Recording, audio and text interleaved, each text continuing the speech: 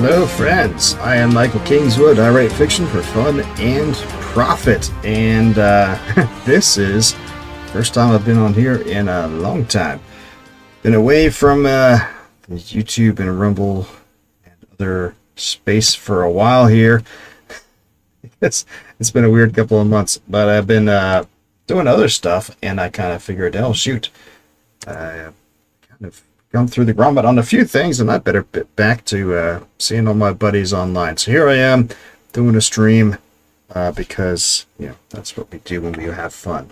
So hey, Kingswood, where you been? What you been up to? So the fun thing is, a number of fun things and some painful things. The painful thing was knee surgery. Woohoo! So I'm an old guy, quite old, getting older by the day, just like all of us. But I had knee issues in my right knee from the Navy that I've been dealing with for a little while. Back in the day, I used to run marathons, did triathlons, did a whole bunch of other kind of fun stuff like that, and plantar fasciitis and the knee kind of killed me on the run. Been continuing to bike and hit the heavy bag and lift and stuff, but running, no, not so much these days. But I wasn't so bad until back in December. It was like, holy smokes, it was like suddenly started killing me. And it's funny because the knee is one of the things that I've got a disability rating on with the VA. And when I first got out of the Navy, it was rated, but I asked them to reevaluate it, and they raised the rating for it. And I honestly felt a little guilty about it, because they're like, oh yeah, I know it's been bad, but is it really that bad? And then come December, I was like, oh no, it's really that bad, because I could barely walk and could barely do a whole bunch of stuff. And so bad I went to the ER, because I was like, the way it felt, it's like, did I somehow screw up a ligament or something? But like, no, it's just osteoarthritis. It's just arthritis. I'm like, arthritis, that sucks. What do we do? Yeah, take these pills, go to physical therapy. Gee, thanks. But it got better. And from until January until April or so, it was like, oh, okay, we're doing all right. And then in April, it got back to being pretty bad. May, it got really bad. And so I went back to the ER, and I finally got them to answer my primary care person, and finally got them to give me a referral over to the orthopedic people. And yeah, the ortho guy was like, well, dude, you need to do arthroscopic surgery. Oh, well, that's going to be fun. He's like, yeah, it's going to be great fun. Okay, well, can we just skip everything and go straight to titanium? He's like, nah, you're too young for that. I'm like, well, I'm old. He's like, well, yeah, you're still too young for that. It wears out. I'm like, fine. So we scheduled the surgery. And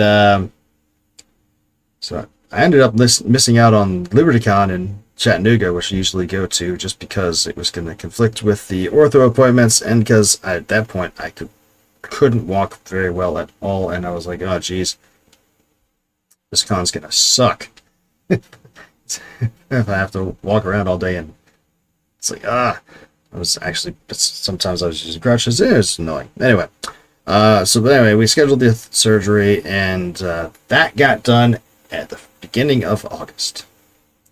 And the doc was like, hey man, yeah, so you'll just walk out after an hour or two. You can go under, but you can walk out and be fine. I was like, oh, cool. It's like, we'll give you some pain meds. I'm like, well, doc, I've had Percocet and other things before in the past, and all those things just sort of make me sleepy. Don't do anything for the pain. He's like, really? He's like, yeah. He's like, well, we don't have to give it to you. I'm like, well, let's put it on the prescription just in case. He's like, okay. So we do the thing, and come out of it. And my ex comes and picks me up. Walk out. Yeah, a little bit of soreness, but not too bad. But get home, I'm like, yeah, not a big deal. I'm like, well, shoot, I'm just not gonna be moved around. I'm a 2-level house. I brought my laptop down to the coffee table, and I was like, I'm just gonna camp out here, and I'll get a lot of writing done, and all that other sort of thing. And then by afternoon, I was like, oh, son of a gun, this really hurts. And so my ex go and get the pain meds for me. Hydrocodone, woohoo! And I was like, man, I don't want to take this. But by evening, I was like, okay. So it took a little bit, I didn't know much of anything, as usual for pain meds and me. But I figured, yeah, what I thought going into it was much different from what I got coming out of it, because I was like, oh yeah, sure, he's poking around inside there, but he said I'll walk out, should be fine, recover pretty quick. And I guess it was pretty quick, but there was a couple days there where I was like, I'm not leaving my couch. And it's like, I'm not moving. This sucks. Even going over to the bathroom, this sucks. So I was like, oh, I should write. Screw it, I'm putting on The Sopranos. So my teenage son was over, and he was just like, all right, taking care of dad for a while. I'm like, oh, great. So this is awesome. But after a couple days, it was pretty much to pass the worst of it. But that's when I realized I had miscalculated, because I had also kind of assumed that would be able to continue doing my normal, money making stuff, driving the Uber thing and other stuff. But when I'm laid up that long, it was only a few days. It was like, holy cow, now I'm behind on cash flow. And the next thing you know, the week after that, a couple of other financial things hit, and it's like, holy smokes, so the whole rest of August, I'm churning. Oh, I should do some YouTube stuff. Oh, I should do more writing stuff. Well, I got to make the mortgage, so it just kind of got churned. And then, so August passed like that. It's weird. But, yeah, so knee surgery kind of screwed up my month of August. But it also made things better. There's a little bit of soreness left with it, but it's not too shabby. We're going to do some of those little, I'll get to that in a sec. But I did get these cool pictures. Check this out. I got pictures of the inside of my knee. Look at that. Oh man. You can see the doc's implement here as he's going around and looking at stuff. It's like, sheesh. So you got these cool pictures, which are great. Knee's feeling better, which is great. But now we get to the stupidest thing I have ever heard of. So, anybody who's here in the States knows how jacked up our medical system is in the States.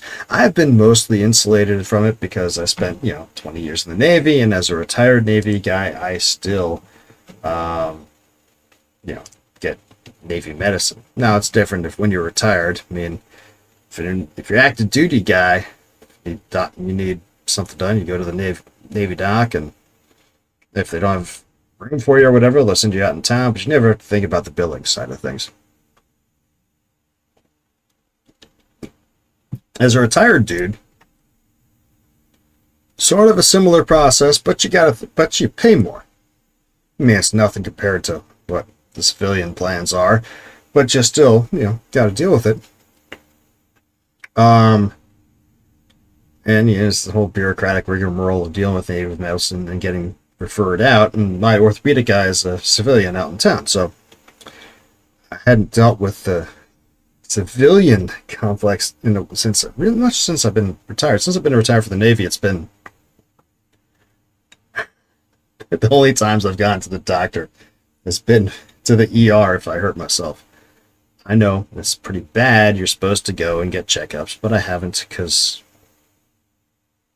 I haven't.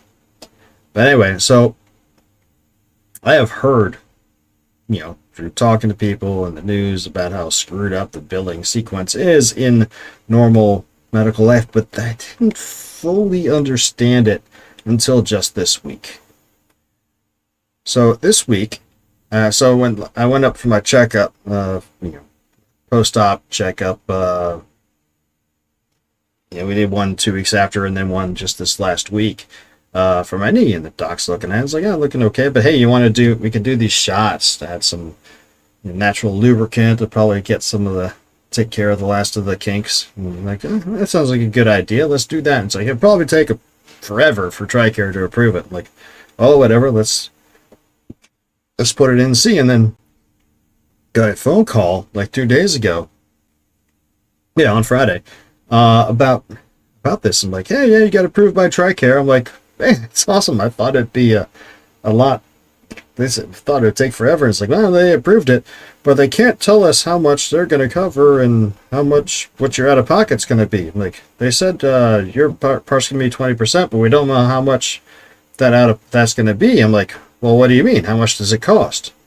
Like, well, we don't know until they tell us how much they're going to cover. I'm like, no, you don't understand. How much does it cost?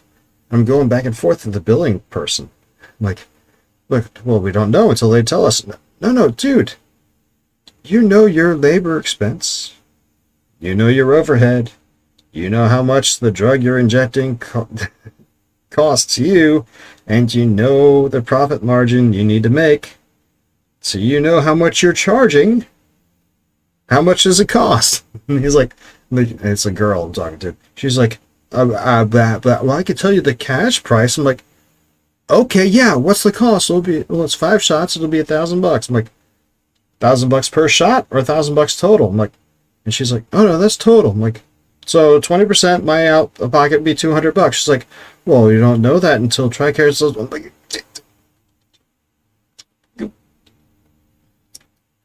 like, how can you people not know? Like guys, hold on a sec. So are you telling me it costs $1,000 or it doesn't? Well, we don't know. I mean, do you know what your expenses are, right? You know your profit margin you need to make is, right? How can you people not know what your expenses are and what your profit margins? How can you know if you're making money if you don't?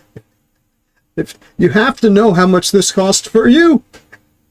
And this person in the billing department is completely flummoxed and clueless. I'm like, well, I don't know how much TRICARE is. I don't care. I'm not asking about TRICARE. I'm asking about how much do you charge for it. And if TRICARE covers 80%, I got to cover the other 20. Then I know how much I have to cover. It's like, and it's like, you absolute retard. I mean,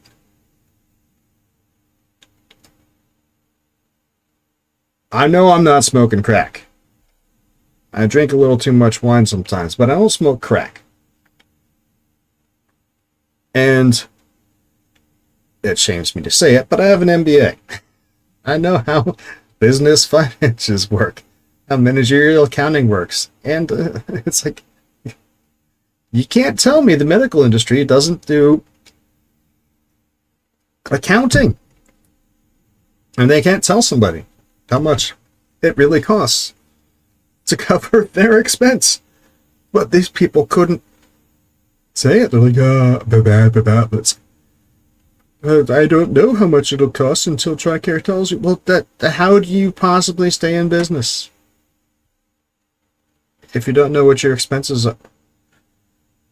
And this right here is the problem, right? So you got all this bureaucratic jackassery, and you have all these people, like the billing departments and the administrative side of things, who only know about the bureaucratic jackassery. They don't know about, actual nuts and bolts about how the medical stuff works or how the business side works. They just know how to jump through the hoops of the very stupid bureaucratic hurdles. So you wonder, there's entire courses of study now for medical administration because of this sort of jackassery. And you wonder why everything's so expensive when you got all this bloat. I mean, I've seen the graphs. I'm sure you've all seen it. Like, ever since Great Society, medical expenses have gone way up. Medical administration has gone way up.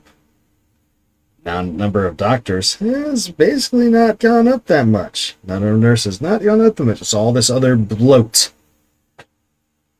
And, yeah.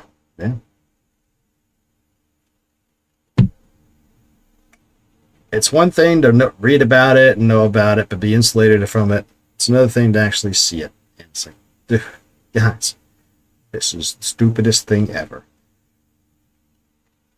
Best thing we could possibly do for medical stuff at this point, I think, is, well, obviously you have to get rid of all the federal Medicaid, Medicare, all this. Outlaw insurance, outlaw all federal medical procedures and subsidies and whatever, and cut all those useless jobs, you would see medical expenses go. People say, hey, well, no, they have all this high-tech stuff now. They're doing it. It's expensive. So that means that medicine is the only industry on the planet where increased technology makes things more expensive, which is obviously a non sequitur. So, yeah. I was against government. It's a little ironic, I know, being a Navy guy and having, Navy medicine for all these years, but I've been against government involvement in medicine before. Seeing more of it now that I'm out of the Navy, I'm even more against it now. But that's neither here nor there.